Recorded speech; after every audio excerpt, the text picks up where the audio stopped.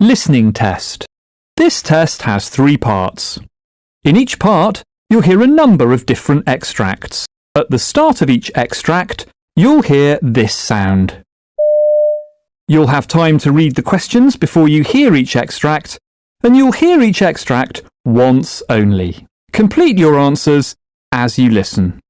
At the end of the test, you'll have 2 minutes to check your answers. Part A. In this part of the test, you'll hear 2 different extracts. In each extract, a health professional is talking to a patient.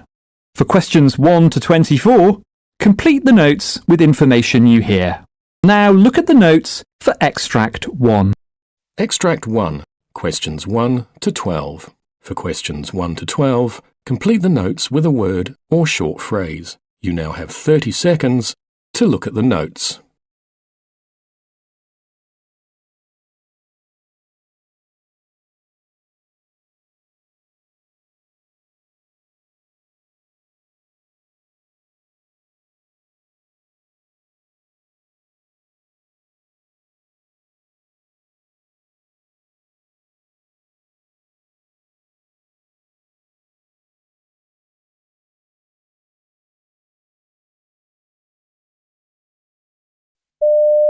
Hi, Ms. Jones? Yes. I'm Jane Crone. I'm a medical student with the university here. Nice to meet you.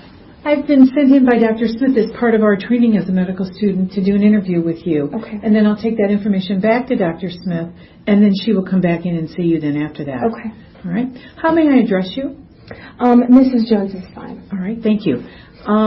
Is that okay with you today to talk? Yes, that'll Okay. be fine. Thank you. I'm going to start out today by just talking a little bit with you about your chief complaint. What brings you here today? Sure. My left elbow has actually been bugging me a lot. Every once in a while I've been getting a little bit of pain, extending my arm and going back to bending it. Really that's the primary reason I've come in. I've attempted to take a little bit of Tylenol to relieve the pain, but it's not really seeming to help much. Okay. Before we talk a bit more about that, is there anything else that you want to talk with either me or Dr. Smith today? Not that I can think of, no. Okay. Tell me more about this pain. It's just kind of a throbbing pain. It'll act up kind of randomly throughout the day. It's not specific to, the morning or evening or even in the middle of the day or night. It just kind of randomly acts up. I would say excessively, like when I'm doing work, like after the dishes. It'll start to act up. If I, lift one of my children up, it'll start to act up. So any sort of exertion is kind of where I've noticed a lot of the pain coming from. And tell me, when did it start for you? I would say in the area about maybe a week and a half to 2 weeks ago. Okay. And you described the pain as throbbing. Is there anything else about the pain in terms of the quality of the pain that you want to describe for me? No, just really throbbing. Okay. It started about a week to 2 weeks ago. Okay. And do you recall what you were doing at the time that it started? I've been helping my husband clean out the garage lately, and we were lifting some boxes. And that's kind of, I didn't notice it at the moment, but later in the evening it started to act up. Okay. I would like to hear about a little bit about the severity of it on a pain scale of 1 to 10, 10 being the worst pain you've ever had, 1 or 0 being no pain. How bad is this pain? I would measure it probably about a 6 or 7. 6 or 7? It's become more of a nuisance than an actual physical pain. Okay. And is it a 6 or 7 all the time? Whenever it starts to act up, yes. Okay. And how often a day does that happen? I would say maybe 2 to 3 times per day. Do you notice any pattern to that at all? No. Okay. All righty. And can you point exactly to where it is for me, the location of it exactly? Kind of the area that just kind of wraps around the actual elbow. Okay. That is really bothering me. And does that pain go up your arm or down your arm or anywhere else on your arm? No, it stays straight in that area. Okay.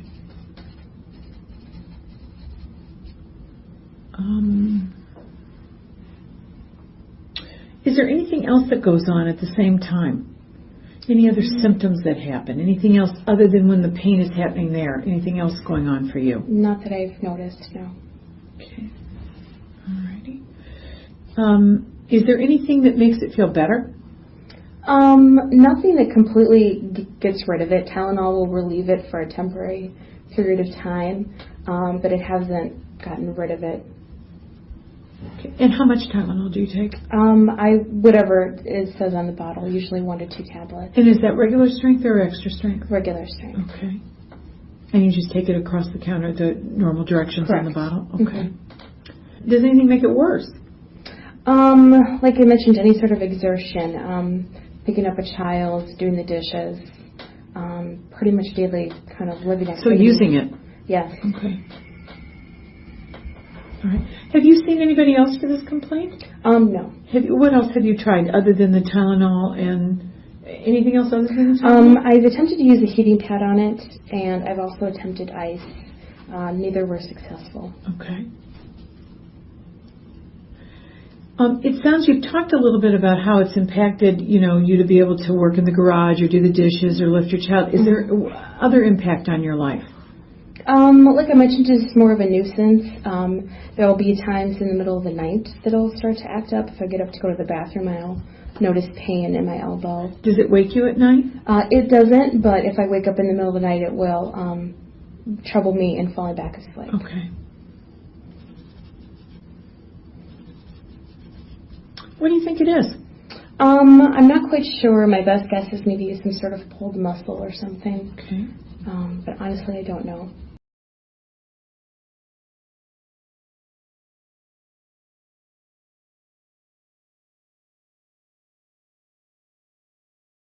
Extract 2, questions 13 to 24. For questions 13 to 24, complete the notes with a word or short phrase. You now have 30 seconds to look at the notes.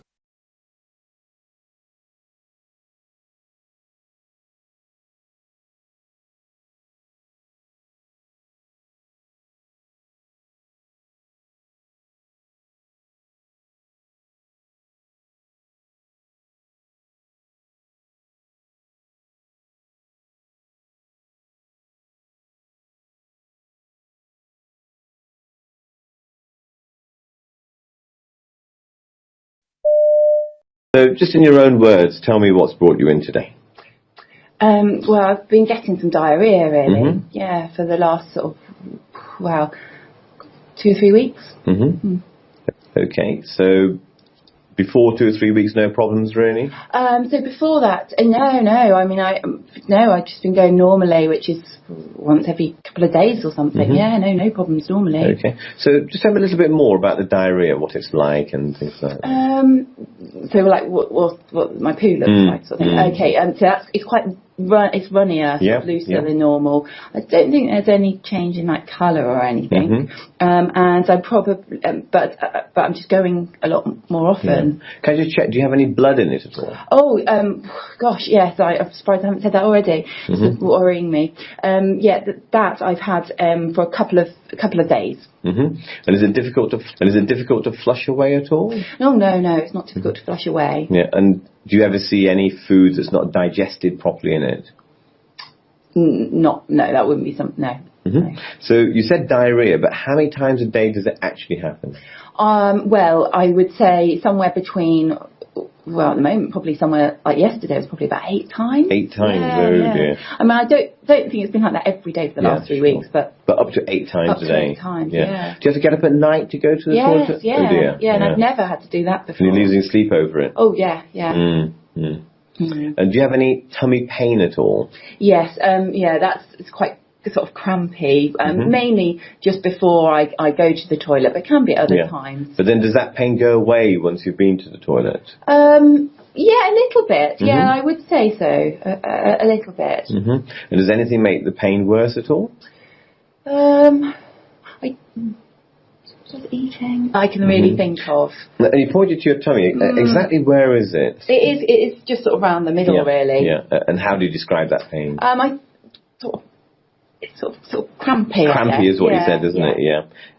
And how bad is it?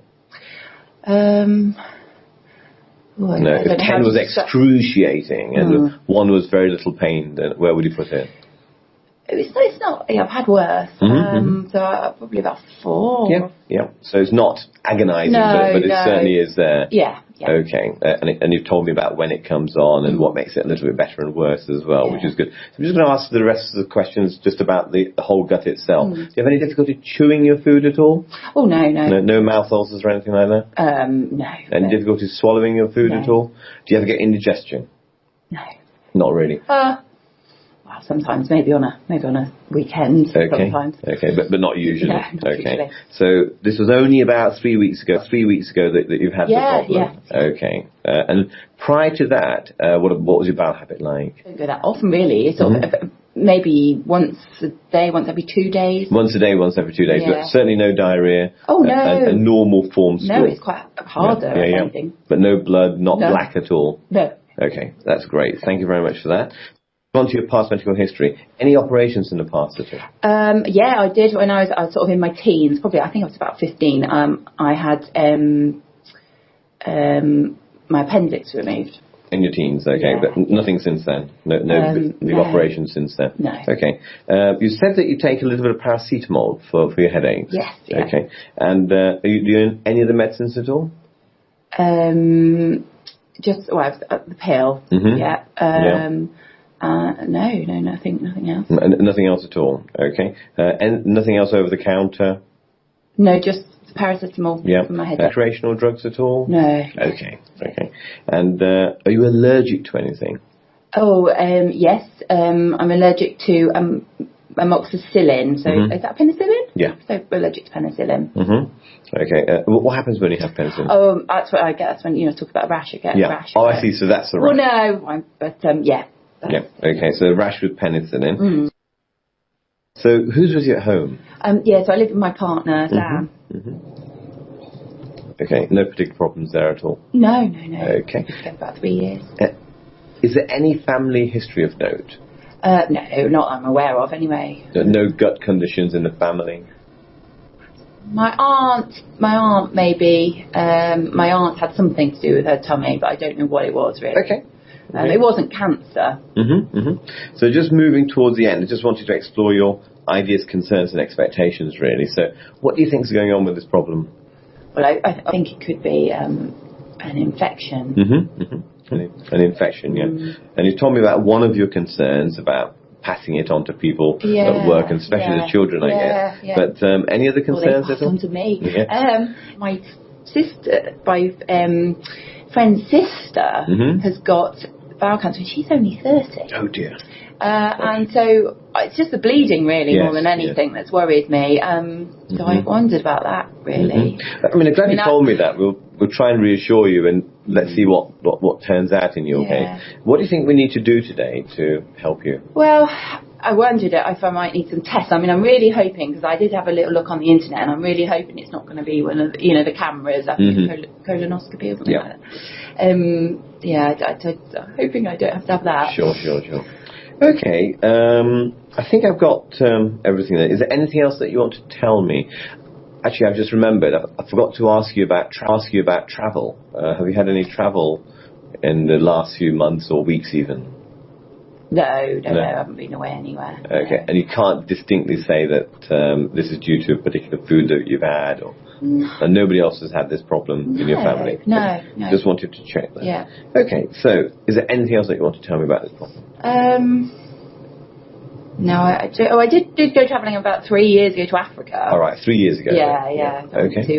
I went to South Africa and up into Zimbabwe. But were you well there though? Yeah, I was well. Yeah. Okay. And do you have any questions for me? No. How likely is it that I'm going to have a camera? Well, I think initially we'll probably run some blood tests and do the stool sample and make sure there's no infection. Then I probably need to get a gut specialist to have a look at you if it hasn't got better in a matter of weeks.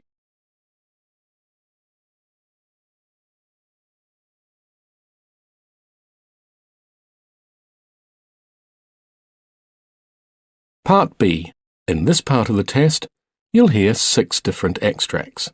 In each extract, you'll hear people talking in a different healthcare setting. For questions 25 to 30, choose the answer A, B, or C, which fits best according to what you hear. You'll have time to read each question before you listen. Complete your answers as you listen. Now look at question 25. Now read the question.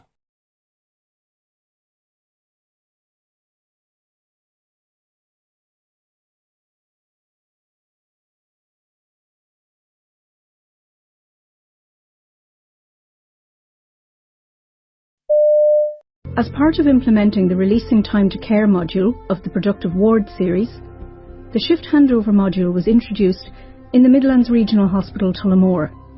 This module focuses on developing practical and structured methods of improving ward handover. To support the implementation process, the module team developed this training video which aims to educate nursing and healthcare assistant staff on how to conduct a clear, comprehensive, person-centred handover within a timely manner using a standardised structured format. The video shows how this approach to shift handover improves patient outcomes through enhancing patient safety, improving the delivery of care, reducing adverse incidents, reducing the time spent in handover, improving the quality of handover information.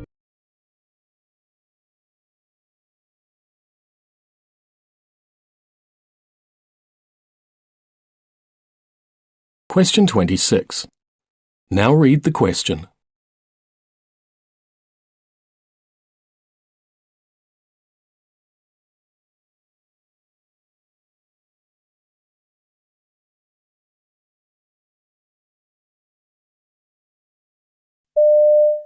Jonathan, this is Dr. Jones and our internal medicine service team. Hi, Jonathan. I'm going to be presenting your case to them. Is that all right if I do that in the presence of your girlfriend and coworker here? Yes, that's fine. Thanks, Jonathan. So this is the first UMC visit for Jonathan, who is a 24-year-old African American with a history of sickle cell disease, who presented to the emergency department with a 2-day history of bilateral knee pain. He's ectomorphic and is in moderate distress. The pain began Tuesday at approximately 4 a.m. While he was working a night shift at Walmart. He had difficulty sleeping because of the pain that night, and the pain gradually continued to increase due to a severity of 8 out of 10 today. The pain was exacerbated with walking and standing, and was not significantly relieved with Percocet, which he received from another physician that we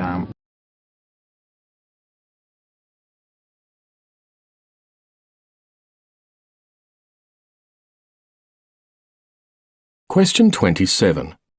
Now read the question.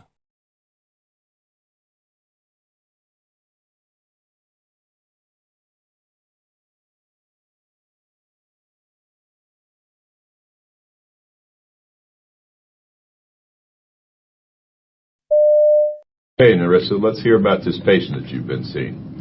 So we have Jonathan, who is a 24-year-old male, African-American male, who presented to the ED last night with bilateral pain in both knees. He has a history of sickle cell disease. He said that the pain started 2 days ago while he was working the night shift and has gradually gotten worse. The pain is an 8 out of 10 and has not been relieved with his Percocet. It is also worse upon standing and walking. He reports chills, mild shortness of breath, but he does deny having a fever, any chest pain, nausea, vomiting, and abdominal pain. His past medical history does include a history of stuttering priapism and lower extremity ulcers. He also had his last pain crisis about a year ago. He also lives with his mom and 4 siblings, 2 of which also have sickle cell disease. He doesn't smoke. He doesn't do any drugs, but he does drink alcohol socially, and the last time was last weekend. His review of systems was unremarkable, except for some intermittent left hand pain. His vitals were also normal, except for an elevated heart rate, and his O2 sats were actually pretty low at 89%. What was the heart rate elevated at? At 98. Okay. Yes.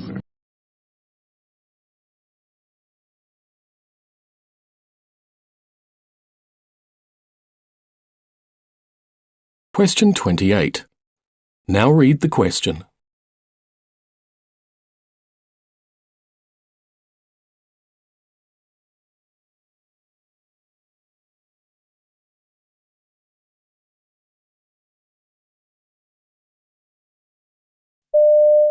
Mr. Fernandez, this is Anna. She'll be taking over your care now. Hello. Good morning. Anna, this is Mr. Fernandez and his wife, Judy. Hi, nice to meet both of you. I'm going to put my name on the board so you guys can remember it, okay? All right. Mr. Fernandez is a 52-year-old gentleman who was admitted to the ER last night. He lives with his wife, Judy, and was found down at home. They also noted he had lower extremity swelling for 5 days and was experiencing some shortness of breath and weakness. Yes, he did fall down in the bathroom last evening. I don't believe he lost consciousness. When they arrived to the emergency room, he was found to be in atrial fibrillation with a rapid ventricular rate between the 150s and 160s. After 2 boluses of diltiazem, he was started on a drip. He has 2 peripheral IVs, an 18 gauge in his left hand and an 18 gauge in his left hand. Can I take a look at your IV? Both were started in the emergency room. Okay. His previous medical history includes hypertension and an MI 2 years ago, as well as CHF. These are all written on the Cardex, so you can take a look at things a little bit later. He's allergic to penicillin, which causes a rash.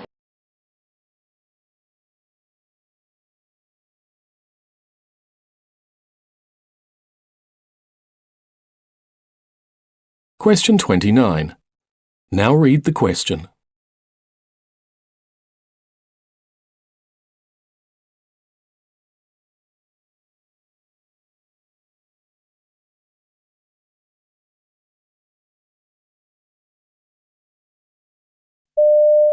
Hello, Mrs. Flores. Hello, doctor. How are you? So I've scheduled this meeting for us today to discuss the results of your breast biopsy, but I've actually given my pager and my cell phone to my nurse practitioner so that we don't get interrupted. Okay. Are you alone or did you come with someone? No, my children had to work today, so I'm by myself. Okay. So how are you doing? I still get tired, and I get dizzy if I get too tired.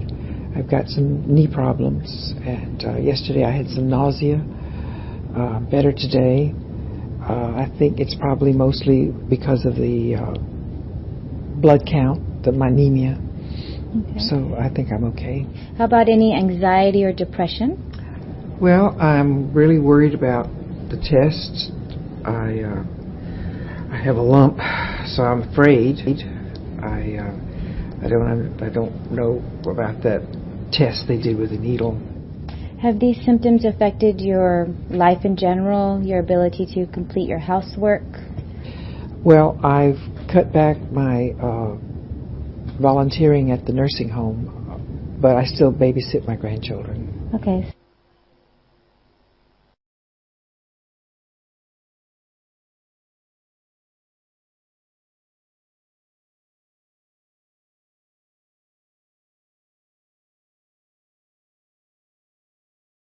Okay, Mr. Fernandez, my shift's coming to an end and I'll be leaving soon. The oncoming nurse and I will be coming in to give bedside report. We encourage you and your wife to be involved in the plan of care for the day.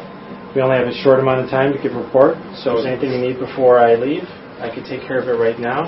How's your pain, or do you need to be repositioned? My pain is doing well. I'm using this button right here. Okay. And do you need to be repositioned? No, but I would like another pillow behind me. That would be great. Sure. Thanks.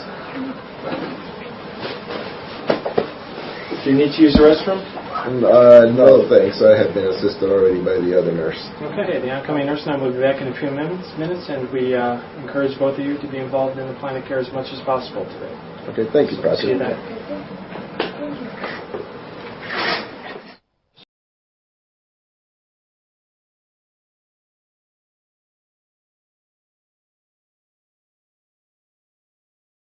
Question 30. Now read the question.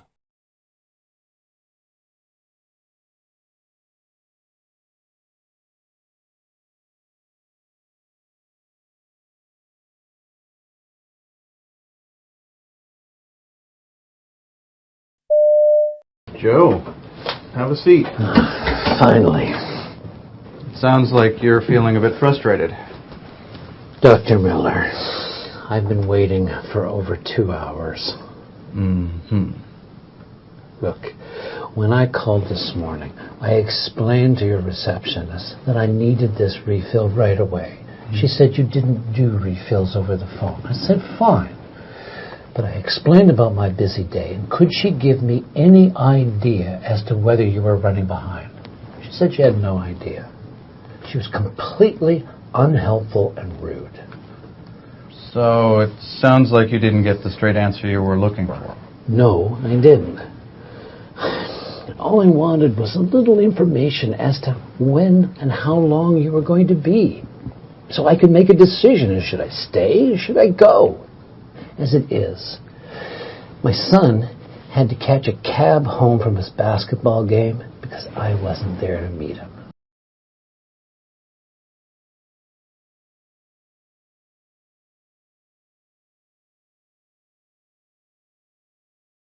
Part C. In this part of the test, you'll hear 2 different extracts. In each extract, you'll hear health professionals talking about aspects of their work. For questions 31 to 42, choose the answer A, B, or C, which fits best according to what you hear. Complete your answers as you listen. Now look at Extract 1. Extract 1, questions 31 to 36. You now have 90 seconds to read questions 31 to 36.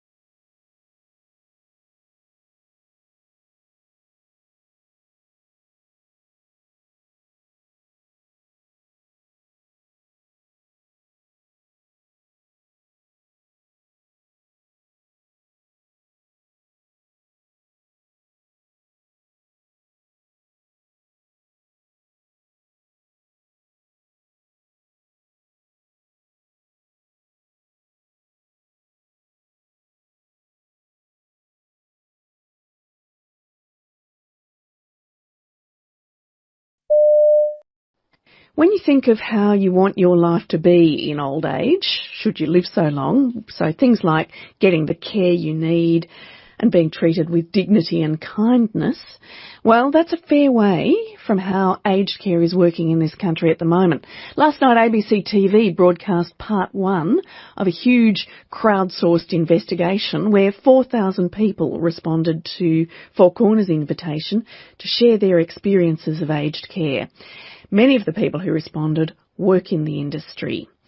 Here in Life Matters, let's continue to talk about all this together. Now, someone with personal experiences of the difficulties and distress of trying to get good and appropriate aged care is Linda Saltarelli. Linda's the founder of a group called Aged Care Crisis. Linda, hello, welcome to Life Matters. Thank you. Now, what prompted you to start this group, Aged Care Crisis?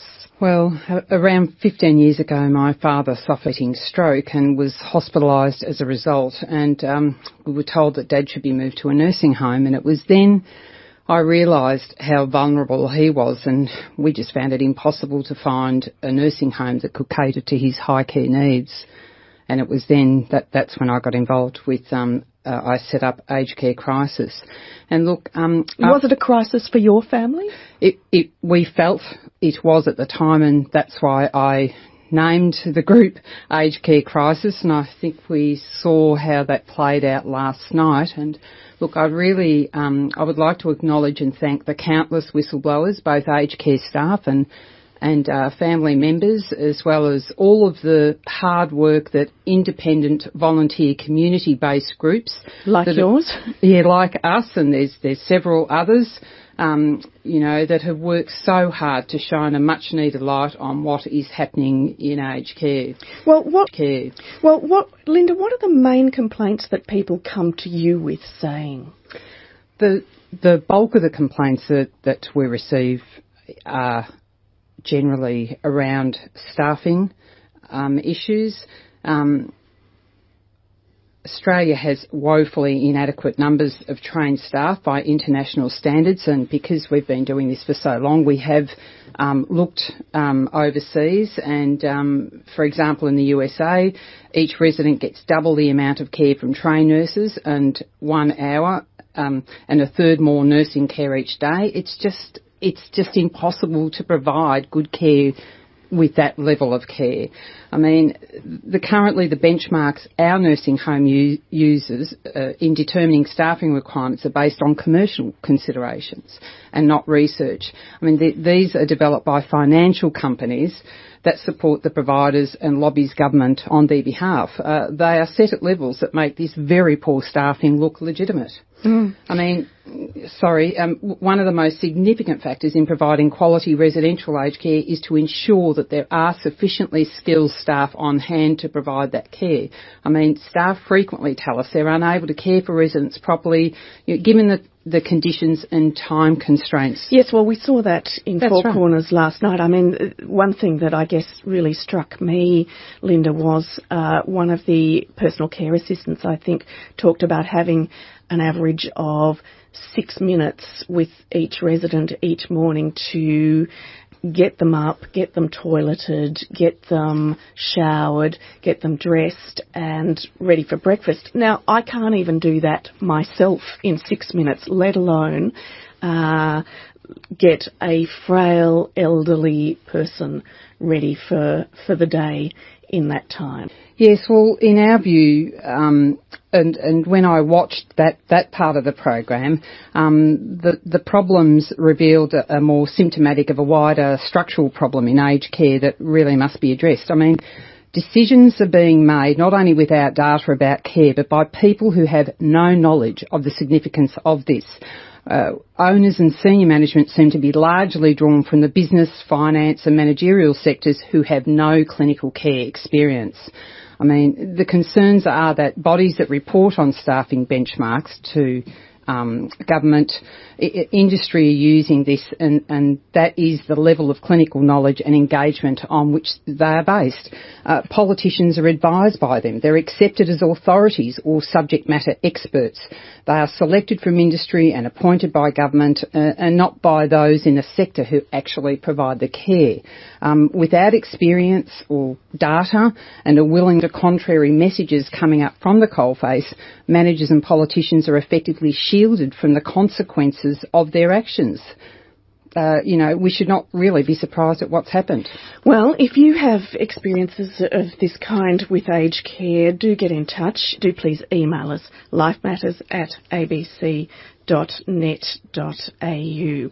Michael Mackenzie is here with me, Amanda Smith, along with Linda Saltarelli. Michael. Thanks for that, Amanda. And look, if you're calling through at the moment, we really want to get to your calls as quickly as possible. So as much as we do want to hear your stories, and every story has merit, we do ask you, if you can, to try and keep the story fairly to the point, because we have so many people coming through at the moment on our phones here at Life Matters. Felicity, I might go to you in Sydney.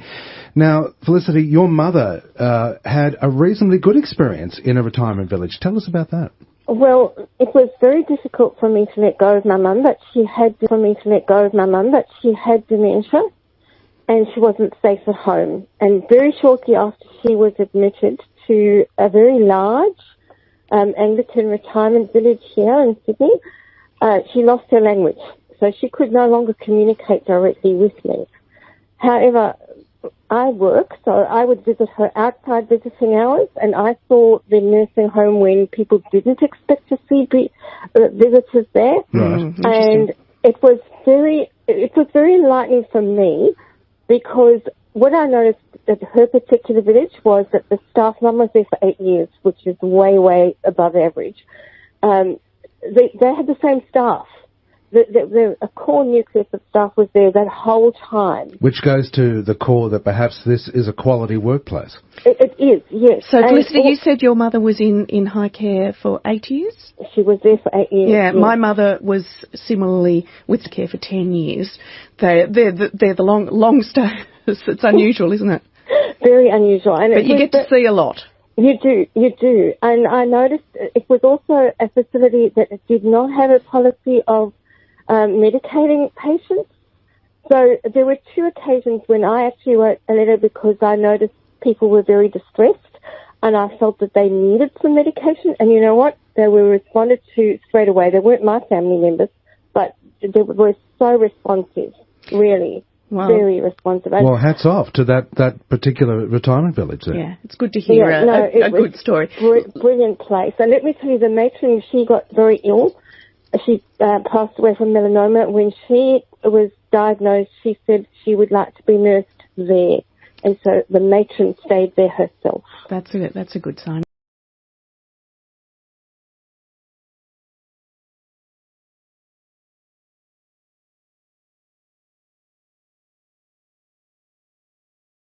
Extract 2, questions 37 to 42. You now have 90 seconds to read questions 37 to 42.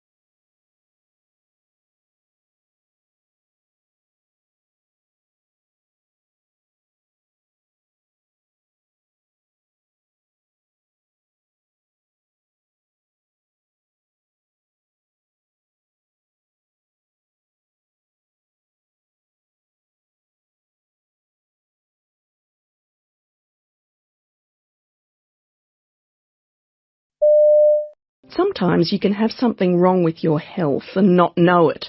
You might have a diffuse range of kind of odd things going on for you physically that you've noticed, but they maybe don't seem related or don't seem to add up to anything.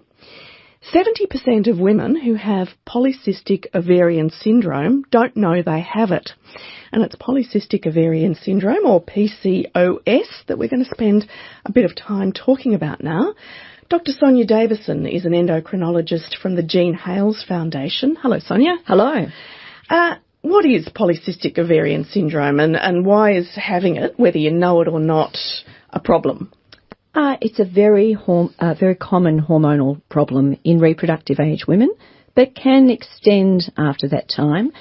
It's essentially a very strangely named syndrome, but it's a hormonal problem where women tend to not ovulate or produce eggs very rarely, and therefore periods can be irregular or absent, or very erratic.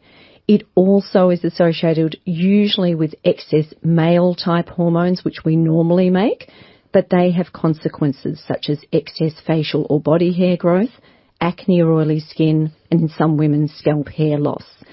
And it's not an attractive collection of things, is it? And it's a rotten thing because this is usually something that comes about in 20s or teenage years, and women do not want to be hairy, and there is another part of this, they tend to be overweight. But having said that, there's a broad spectrum. Some are very thin and have acne, some are overweight, have a lot of excess hair growth and never have periods.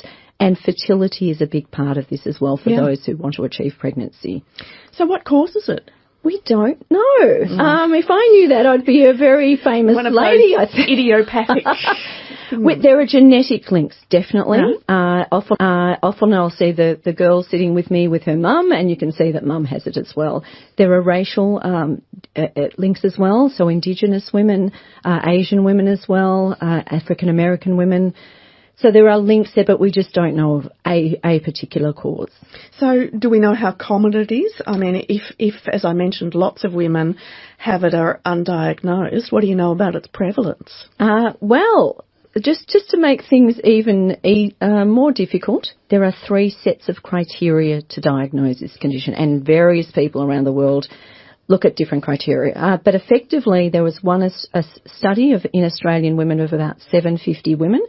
One set of criteria said it was 8%, another said about 18%, and another set of criteria said about 12%. So I think we can say up to 18%, which is a lot of women. And we are getting bigger as a society because we're not moving as much, etc. And women, when they put on weight, can have this syndrome sort of manifest. Well, recently I think the guidelines in Australia for diagnosing polycystic ovarian syndrome have been updated, is that right? It's not more about the diagnosis, it's more about the management. So there are various things that we do in recognising this syndrome, in saying what is normal, and guidance for GPs as to what's good for treatment, for fertility and for other things. So it's more about general guidance.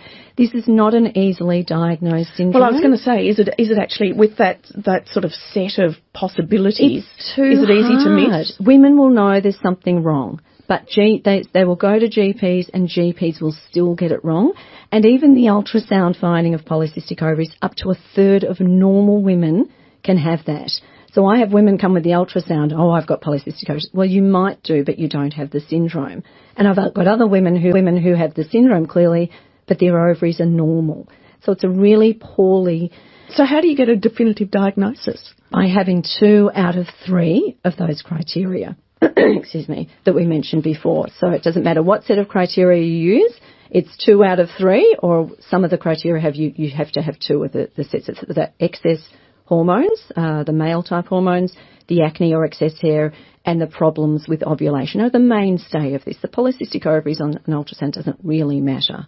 Right. Now, Sonia, as I understand it, something that's sort of underlying in this syndrome, I think, is insulin resistance. We think this underpins the whole syndrome. So that's effectively, really, it's hard to explain, but having too much insulin that doesn't work very effectively, and that insulin changes the ovaries from a normal functioning ovary into an ovary that doesn't, and also makes increased male type hormones, which bring about the symptoms which will bring a lady to sit in my office and have a problem.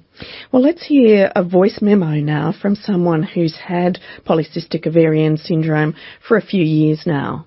Hi, my name's Samantha and I was diagnosed with PCOS when I was 21.